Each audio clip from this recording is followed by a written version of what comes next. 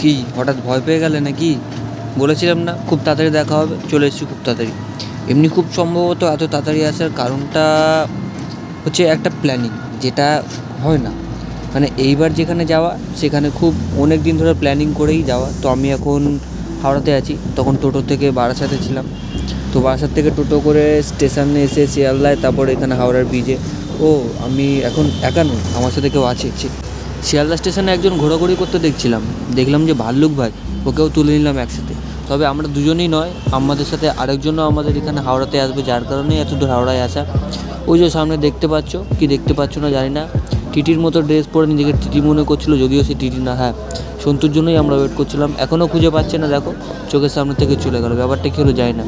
তো এই হোক, টিকিট বিকিট কাটার পর আমরা এখন হাওড়া স্টেশনের নিচে দেখতে পাচ্ছ, এখান থেকে যাচ্ছি। মনে হচ্ছে না সামনে থেকে একগুচ্ছ পিঁপড়ের দল। অনেকক্ষণ ওয়েট করার পর আমাদের ট্রেনটা আস্তে আস্তে হাওড়া থেকে ছেড়ে দেয়। আমরা চলে যাবো এখান থেকে সোজা বর্ধমান।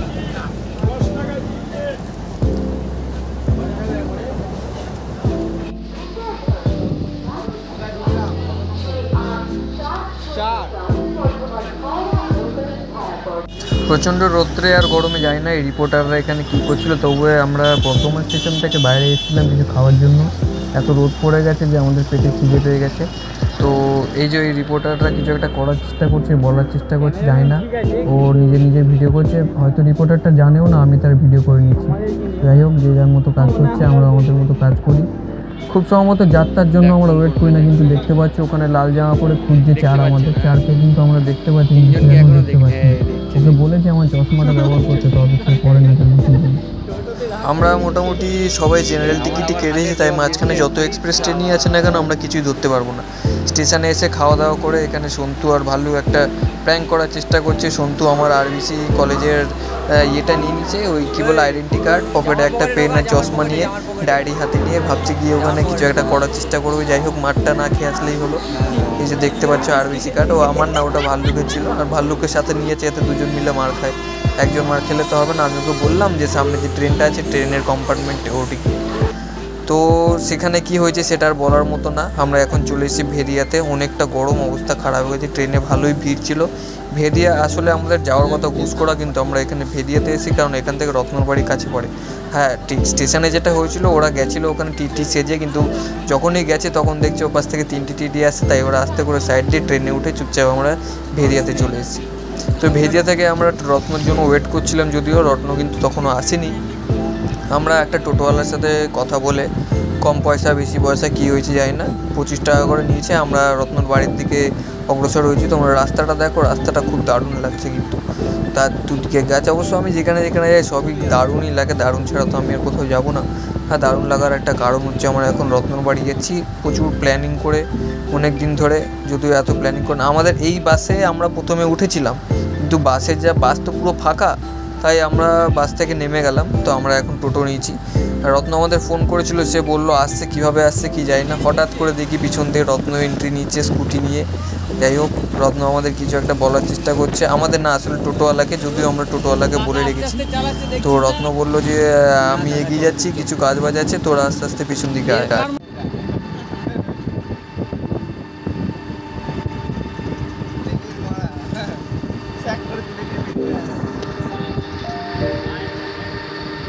তো আমরা এখন অনেকটা রামনগরের কাছাকাছি চলে এসেছি। উত্তর রামনগর পঞ্চায়েতের উল্টো দিকে রত্নর বাড়ি। তো রত্ন এখানে অলরেডি পৌঁছেছিল। আমরা রত্নর বাড়ি যাচ্ছি। রত্নর বাড়িতে যেতে না যেতেই রত্ন বলল, তোরা এখানে থাকিস না ভাই, তোরা বাড়ি থেকে বেরিয়ে যা, আমার মাসির বাড়ি গিয়ে থাকবি। তো আমরা এখন রত্নর মাসির বাড়ির দিকে যাচ্ছি। ছিলাম ওর বাড়িতে, সবার সাথে দেখা সাক্ষাৎ করলাম, মায়ের সাথে, বাবার সাথে, পিসা না মেসো মাসি যে ছিল। রত্নর বাড়িতে অনুষ্ঠান আছে বললাম, যেহেতু প্ল্যানিং করে আছি। রত্নর ভাইয়ের পৈতে ছিল, পৈতেতে এসেছি। তো এই হচ্ছে সেই বাড়ির পিছনের রাস্তা, যেখান থেকে হেঁটে হেঁটে আমরা যাব। এই রত্ন আমাদের কিছু একটা বলার চেষ্টা করছে, আর আমরা হাসাহাসি করছি। বলার চেষ্টা না, ওর কথায় খুব হাসি পায় আমাদের, তাই আমরা হাসছিলাম।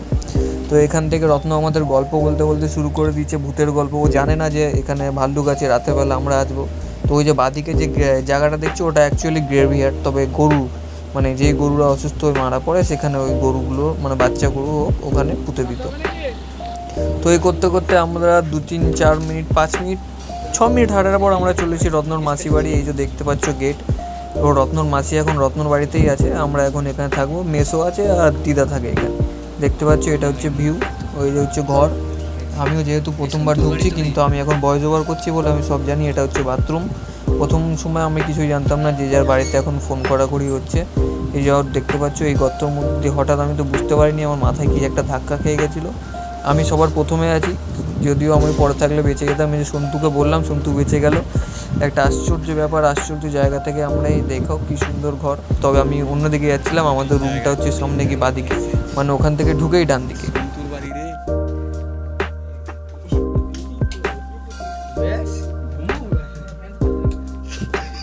কি দারুণ ঘরটা না, মাটির ঘর, পাখাও আছে এখানে। আকাশটার এক্সপ্রেশন দেখে বুঝতেই পারছো যে ও প্রথমবার মনে এরকম ঘর দেখেছে, কারণ আমরা যা জার্নি করে এসেছি আমরাই জানি। যাই হোক, আমাদের এখন এই দেখো একটা বাবাকে আমরা খুঁজে পেয়েছি, যাকে দেখে আমরা প্রথমে ভয় পেয়ে গেছিলাম। এখানে সব রত্ন আবার গল্পই বলছিল, আমরা দেখাচ্ছি এখানে আমরা থাকবো কদিন, মানে যে কদিনই আছি না কেন আমরা এখানে থাকবো, কারণ এই ঘরটা ফাঁকা।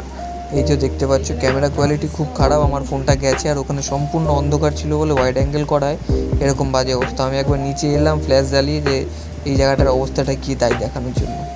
দেখো এই হচ্ছে বাইরে, আমরা একটু পর খেতে বেরোবো। ওখানে রত্ন চলে গেছে খেলতে, ওকে আসলে ব্যাট দিচ্ছিল না, আমি বললাম বলে ব্যাট দিল। ওই যে প্রথম বলই মারার চেষ্টা করলো কিন্তু মারতে পারলো না। এটা হচ্ছে উত্তর রামনগর পঞ্চায়েত, এর উল্টো দিকেই হচ্ছে রত্নর বাড়ি, উল্টো দিকের যে গলিটা। আর এইদিকে একটা ক্লাব আছে রত্ন, ওই ক্লাবেই তাই মাঝে মাঝে দোকানপত্র যা আছে ওইদিকে, এদিকে কিছু নেই, এদিকে ফাঁকা রাস্তা। তারপর আমরা খাওয়া দাওয়া করে রত্নকে না জানিয়ে, যেটা আমাদের কাজ আর কি, ওর মতো আছে আমরা আমার মতো আছি, আমরা হাঁটতে বেরিয়ে গেছিলাম। ওই যে পিছন দিয়ে রত্ন আমাদের ডাক দিচ্ছে, এই তোরা কোথায় গেছিস, হারিয়ে যাবি, কিন্তু ও জানে না হারিয়ে গেলে ওই আমাদের বাইকে করে নিতে আসবে। এটা হচ্ছে টেলিফোন এক্সচেঞ্জ BSNL-এর, কিন্তু এখানে কোনো কিছু কাজ হয় না এখনও, এখানে পাইপলাইনের কাজ হচ্ছে, জল ফেলে রেখেছে। তারপর আমরা কী করছিলাম ভুলে গেছি, কোথায় এই জায়গাটা, হ্যাঁ মনে পড়ে গেছে, মাঝখানে একটা বাঘরূপী কুকুরের সাথে যে দেখা হয়েছিল, কুকুরটা বললে চলো আমাদের সাথে ঘুরতে যাবে বলে আমরা কুকুরের পিছন পিছন আস্তে আস্তে ঘুরতে যাচ্ছি। আদেও আমরা প্রথমবার একদম প্রথম দিন প্রথম রাস্তা, যদিও পরে এটা আমাদের মুখস্থ হয়ে গেছিলো, প্রায় আয়ত্ত হয়ে গেছিলো কোথায় কোথায় যাচ্ছি, কিন্তু তখন আমরা জানতাম না একদম কোথায় যাচ্ছি। তো আমরা হাঁটতে হাঁটতে একটা ঝিলের পাশে চলে এসেছি। স্নান করার তো খুব ইচ্ছা ছিল, কিন্তু কাছে গামছা ছিল না বলে আমরা কেউ স্নান করতে পারিনি। তো ওরকমই মোটামুটি 500-600 মিটার আমরা হাঁটতে হাঁটতে চলে গেছি একটা স্কুলের সামনে। এটা হচ্ছে রত্ন ছোটোবেলাকার স্কুল, রামনগর PE স্কুল, যেটা একসময় রত্ন এখানে পড়তো, এখনও পড়ে না কারণ কলেজে উঠে গেছে। হ্যাঁ এটাই স্বাভাবিক, কী সব বলছি। যাই হোক, তারপর আমরা হাঁটতে হাঁটতে অনেকটা দূর চলে আছি। রত্ন আমাদের কোথা থেকে কোন রাস্তা দিয়ে কোথায় নিয়ে চলে যাচ্ছে, আর কিছু না কিছু গল্প সব জায়গায় জানিয়ে যাচ্ছে, আর আমরা শুনতে শুনতে ওর সাথে সাথে হাঁটছি। রত্নর মুখে গল্প শুনতে শুনতে আমরা আমাদের গন্তব্যস্থলে প্রায় পৌঁছে গেছি। চারিদিক ফাঁকা, সামনে একটা ঝিল মতো আছে, রত্ন আমাদের বললো।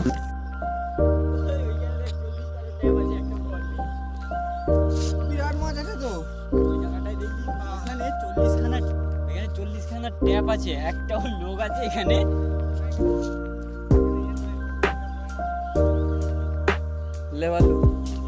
শুনলে ঝিলপাড় থেকে ঘুরে আসার পর আমরা অনেকক্ষণ ছাদে বসেছিলাম, সন্ধ্যা হয়ে গেছে। ছাদ থেকে আমরা দেখছিলাম ওখানে একটা কাকা পান বানাচ্ছে, কিন্তু আমরা দেখা ছাড়া আর কিছু করতে পারছিলাম না, কারণ প্রথম দিন, এখন আমরা কাউকে সেভাবে চিনি না, কেউ আমাদের চেনে না। তাই আমরা চুপচাপ ছাদের ওপর এসে বসেছিলাম, ওখানে পান বানানো দেখছিলাম। যদি আমরা পান খেয়েছি পরে, সে নিয়ে কোনো চিন্তা নেই। ওখানে দেখতে পাচ্ছ কেউ একটা দাঁড়িয়ে আছে, কে দাঁড়িয়ে আছে সেটা তো আমার মনে নেই। ওখানে ভাল্লুক বসেছিল আমার পাশে। তারপর নিচের রুমে চলে এলাম, ভাল্লুক ওখানে ডিজে বাজানোর চেষ্টা করছিলো, কিন্তু বক্সটা কাজ করছিল না, বক্সটা চার্জ ছিল না, তাই জন্য আমরা একটা ছবি তোলারও চেষ্টা করছিলাম, ভাবলাম একবারে ভিডিও বানিয়ে নিই। ঠিক সন্ধ্যাবেলা তখন 8টা বাজে, রত্ন বলল চল স্কুটি নিয়ে ঘুরে আছি। তো রত্ন এখানে চপ নিতে এসেছিলো। তো চপের দোকানে দেখছি এক দারুণ দৃশ্য, ওখানে ওই টিকটিকির লেজ কেটে দিয়েছে, আর ওর লেজটা মুখে নিয়ে কী সব করছে যায় না, আমার মনে হলো ভিডিও করা উচিত, তাই করে নিলাম। এই যে এখানে দেখতে পাচ্ছ রত্ন চপ কিনছে, কত সময় ধরে দাঁড়িয়েছে কিন্তু চপ এখনও দিয়ে পাচ্ছে না। তারপর বাড়ি এসে গেলাম, ওই চপ দিয়ে মিষ্টি দিয়ে মুড়ি খাচ্ছিলাম সবাই। মুড়ি খাওয়ার পর আমরা ওই মাসি বাড়ি গেছিলাম, মাসি বাড়ি কিছুক্ষণ রেস্ট করার পর আমরা আবার রাতেরবেলা এখানে ভাত খেতে চলে এসেছি। ভাত খেয়ে আমরা ঘুমিয়ে গেছিলাম, কিন্তু ঘুম আর পাচ্ছিল না, তাই রত্নকে তখন বাজে হয়তো রাত 3টে, রাত তখন 3টে, রাত বলা হবে না, ভোর রাত্রি হয়ে গেছে। আমিও রত্ন বাইকে করে ঘুরতে বেরিয়েছি, আসলে ঘুম পাচ্ছিল না, আর আমরা এখানে থাকবো খুব অল্প দিনের জন্য, তাই ভাবলাম যে রাতের বেলা একটু ঘুরে আসি, ভালো একটা অ্যাডভেঞ্চার হবে, ভালো একটা এক্সপিরিয়েন্স হবে। তো রাতেরবেলা আমি আর রত্ন এরকম ঘুরতে বেরিয়ে যাই, ওরা সবাই ঘুমাচ্ছিলো, ওরা অবশ্যই কেউ জানে না। দুপাশে রাস্তাটা, দুপাশে গাছ, আর মাঝখান দিয়ে পুরো ফাঁকা, ঠিক ভেদিয়া থেকে রামনগর আসার সময় যেরকম রাস্তা ছিল, এই রাস্তাটাও ঠিক সেরকম। আমরা মোটামুটি প্ল্যানিং করেই রেখেছিলাম যে আমরা পাঞ্জাবি পরবো, বহুদিন পর পাঞ্জাবি পরলাম। আমরা 4 জনই পাঞ্জাবি পরেছি। তার আগে একটা ব্রেক লাগানোর আছে, কারণ এই যে আকাশ চাঁদ আমাদের মধ্যে একমাত্র প্রাণী যে পাঞ্জাবি নিয়ে আসেনি, ওকে বলা হয়েছিল আনতে, তাও যায় না। তারপর আমরা রত্নর বাড়ির এখানে চলে আসি। এখানে তো এসে মারাত্মক ব্যাপার, পুজো শুরু হয়ে গেছে। আমরা অনেকটা লেট করে ফেলেছি। এর আগে গায়ে হলুদ ছিল, ওগুলো আমরা মিস করেছি। আমরা অবশ্য জানতাম রত্ন এদিকে চলে এসে, রত্ন ফোন করিনি। যাই হোক, দোষ দিয়ে লাভ নেই। তারপর আমরা এখানে ঘোরাঘুরি করার পর এটা আমরা দাঁড়িয়েছি সেই মন্দিরটার ওপর, যে মন্দিরটা রত্ন কথা বলে, ওদের মহাপ্রভুর মন্দির। আর এখানে খাওয়া দাওয়ার কাজবাজ চলছে, আমরা এখানে ঘোরাঘুরি করছি। তারপর কিছুক্ষণ দাঁড়িয়ে পুজো আর্চা দেখছিলাম। ভাই নেই আপাতত, ভাই একটু পরে আসবে। ওখানে কারাকে দাঁড়িয়েছে রত্নর বাড়ির লোকজন, এই যে ঠাকুরমশাই এখানে পুজো করছে, আমরা দাঁড়িয়ে অনেকক্ষণই দেখছিলাম। তারপর বৃষ্টি পড়া শুরু হয়ে গেছিলো। রত্ন এখানে ঢোল বাজানোর চেষ্টা করছিলো, কিন্তু পারছিল না তা তো জানি না। আকাশ স্যার এই যে এখন পাঞ্জাবি পরে নিচে রত্নর কাছ থেকে ধান নিয়ে ও একটু ঢোল বাজাচ্ছিলো। আমরা বসে শুনছিলাম, কারণ বাইরে বৃষ্টি পড়ছিলো। তারপর দুপুর হয়ে গেছে, আমরা সবার শেষের ব্যাচে। এর আগের ব্যাচগুলোতে প্রচুর ভিড় ছিল আর গরমও আছে। যাই হোক, তো আমরা শেষের ব্যাচে খেতে বসে যাই। খাওয়া দাওয়া কমপ্লিট করার পর সন্ধ্যাবেলা আমি আর আকাশ স্যার চলে যাচ্ছি এখানে ওদের সন্ধ্যা আরতি মানে ভজন যেটা হয় সেটা হচ্ছিলো মহাপ্রভু ওই যে সামনে যে মন্দিরটা আছে ওই মন্দিরটায়। আকাশ আর সন্তু আর ভাল্লুক এখনও মাসি বাড়িতেই আছে। তো আমি আর আকাশ স্যার, রত্ন বললো চল ঘুরে আসি বলে সে রত্ন আমাদের টোটো নিয়ে চলে গেল। সেই টোটো নিয়ে মারাত্মক অফরোডিং করতে আমরা কোথায় ঘুরে বেড়াচ্ছিলাম তার ঠিক নেই। রাতের বেলা কিছুই চিনতে পারছি না। রত্ন টোটো চালাতে পারে, ভালোই চালাতে পারে, কারণ আমরা সেদিন যে এক্সপিরিয়েন্স করেছি আমি চাইবো আর কোনোদিন সেরকম এক্সপিরিয়েন্স করতে না। আমরা টোটো নিয়ে অফরোডিং করতে কোথায় চলে গেছিলাম। সেইবারের মতো দিন শেষ। এবার পরের দিন সকালবেলা ওখানে সন্তু দিদার সাথে চা বানাচ্ছিলো। দিদা বললো একটু চা খাই, বললাম হ্যাঁ আমরা বানিয়ে নিচ্ছি, তুমি থাকো। তো দিদা জিনিসপত্র দিল, বাইরে বৃষ্টিও পড়ছিলো, বাইরে যাওয়ার উপায় নেই। তাই ভাবলাম একটু দিদার সাথে বসে গল্প করি। তো দিদা আমাদের কিছু গল্প শোনাচ্ছিলো, আমরাও বসে গল্প শুনছিলাম। এখানে সন্তু বসে আমি আর সন্তু আছি, ওর দুজন উপরে ঘুমোচ্ছে, তো এখনও সকালবেলা উঠে পারিনি। তারপর আমি আর সন্তু আবার এদিকে রত্ন বললো যে একটু ঘুরে আয় চারদিকে। তো রত্ন জানেও না যে আমরা এখানে ঘুরতে চলে এসেছি। এটা হচ্ছে হাট, এখানে হাট বসে। আমরা যখন এসেছি ততক্ষণে হাট বসে আবার উঠে গেছে, আবার পরের দিন উঠবে। তারপর রত্ন বাবার বাইকে করে আমরা ঘুরতে বেরোই। এই রাস্তা দিয়ে আমরা রাতের বেলা এসেছিলাম, মনে হচ্ছে এই রাস্তাটা এখন, কিন্তু আগের দিন রাতে বৃষ্টি পড়েছিল বলে টোটো করে যান বেরিয়েছিলো এখানে। তো সামনে বললো রত্ন এটা হচ্ছে আমার হাই স্কুল। এই যে এই মোড়টার পরেই ডান দিকে যেটা, এটা হচ্ছে রত্নর হাই স্কুল, মানে ওই সেই পিই স্কুল তার পাশেই রত্নর হাই স্কুল। এই দেখতে পাবে সামনে রত্নর সেই ছোটোবেলাকার পিই স্কুলটাই সামনেই আছে। শুক্রবার নয়, রত্নর সাথে ঘোরা হয়ে গেলে পরে দিদার সাথে আমাদের মাঝ রাস্তায় দেখা। দিদা বললো চলো একটু ঘুরে দেখিয়ে আসি তোমাদের গ্রামটা। তো আমিও সন্তু মিলে দিদার পিছন সন্তু তো বেশ গল্প শুরু করে দিয়েছে দিদার সাথে। দিদা আমাদের দেখাতে যাচ্ছিলো এদিক ওদিকে রাস্তা, এদিক ওদিকে মন্দির। তারপর দুপুর গড়ে যাওয়ার পর আমরা মেসোর বাইকে করে খাওয়া দাওয়া করে ওই ঘর থেকে এই ঘরে চলে আসি। এই যে দেখে নাও, এই বাড়িতেই কিন্তু আমরা আছি। এই যে মেসো রত্নর, এটা হচ্ছে ওপরে, আমরা মাসি বাড়িতে আছি ওপরে, মাটির বাড়ি পুরো।